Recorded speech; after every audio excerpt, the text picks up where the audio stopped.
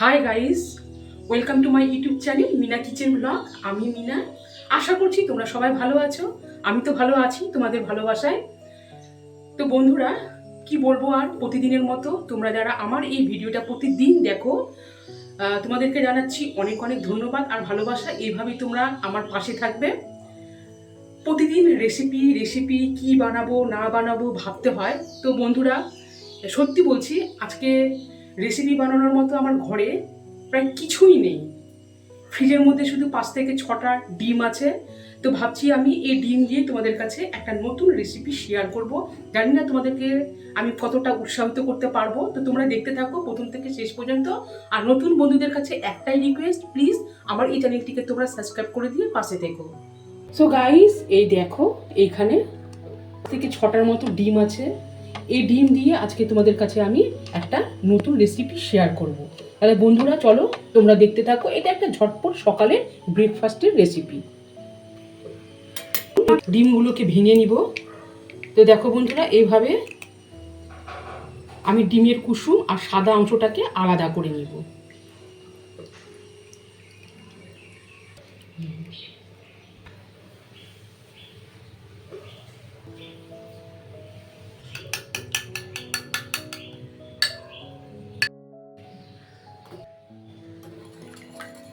এবারে আমি এখন ডিমের এই সাদা অংশটাকে ফেটিয়ে নিব। তো সামান্য একটুখানি লবণ দিয়েছিলাম, তো তোমরা দেখতেই পাবে। এখন আমি এই হ্যান্ড ব্লাড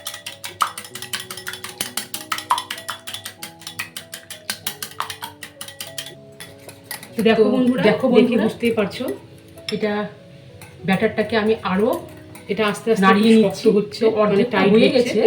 এটাকে আরো 10 থেকে 15 মিনিটের মতো এইভাবে ঘুরিয়ে নিব।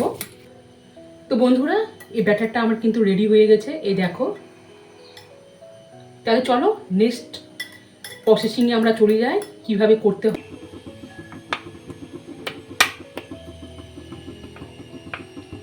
বন্ধ।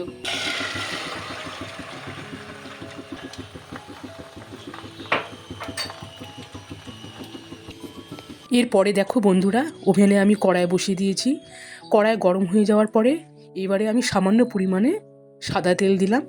সাদা তেল গরম হয়ে যাওয়ার পরে দেখো বন্ধুরা, আমি যে কুসুমটাকে ফাটিয়েছিলাম সামান্য লবণ দিয়ে, কুসুমের ব্যাটারটা দেওয়ার পরে এখন আমি কুসুমের সাদা অংশের এই ব্যাটারটা তার উপরে গোল করে ছড়িয়ে দিব। এই দেখো বন্ধুরা, পুরো দিকটা সমান করতে হবে। আর একদিকটা উঁচু নিচু থাকলে এটা ভালো লাগবে না দেখতে। তো দেখো বন্ধুরা, আমি পুরো দিকটাই কিন্তু সমানভাবে প্লেন করে দিলাম।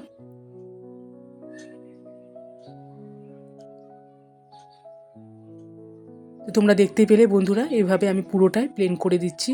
এই দেখো। আর এরপরে আমি এর উপর থেকে সামান্য পরিমাণ লঙ্কার গুঁড়ো ছিটিয়ে দিলাম। এটা সামান্য পরিমাণ লঙ্কার গুঁড়ো, কারণ দেখতেও উপর দিকটা খুব সুন্দর হবে। আর এরপরে আমি মিডিয়াম আঁচে ঢাকা দিয়ে রেখে দিলাম। তো দেখো বন্ধুরা, আস্তে আস্তে কিন্তু এটা বেশ সুন্দর কেকের মতো ফুলে উঠেছে। দেখো, তোমরা দেখে বুঝতেই পারছো। তো এবারও আমি আবারও ঢাকা দিয়ে রেখে দিচ্ছি।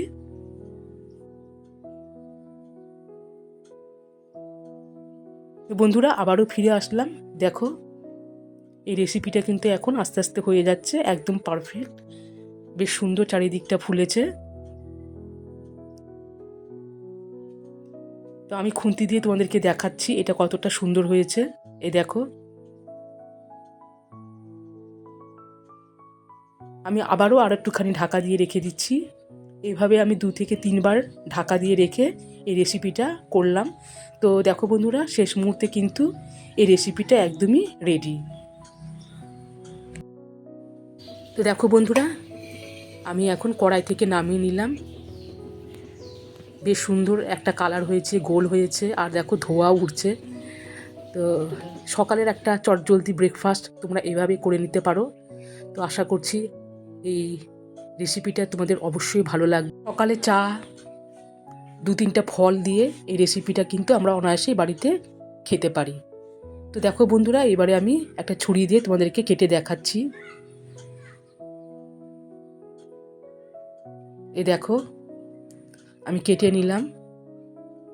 আর দেখো উপর দিকটা আর নিচের দিকটার কালারটাও বেশ সুন্দর হয়েছে। তো বন্ধুরা আমি তো খেতে শুরু করলাম, আর আশা করছি আমার এই রেসিপিটা তোমাদের অবশ্যই ভালো লাগবে। আর এটা সকালবেলা যদি আমরা বাড়িতে থাকি, চা 2-4টা ফল দিয়ে অনায়াসেই আমরা সকালবেলার একটা পেট ভরা নাস্তা করতে পারবো। সো গাইস, এরপরে আবারও নতুন কোনো রেসিপি নিয়ে তোমাদের সামনে হাজির হয়ে যাব। সবাই ভালো থেকো, সুস্থ থেকো, আর প্লিজ লাইক, কমেন্ট এবং শেয়ার করতে ভুলবে না। আর আমার এই চ্যানেলটিকে নতুন বন্ধুরা প্লিজ প্লিজ অবশ্যই সাবস্ক্রাইব করতে ভুলবে না। সবাই ভালো থেকো, সুস্থ থেকো।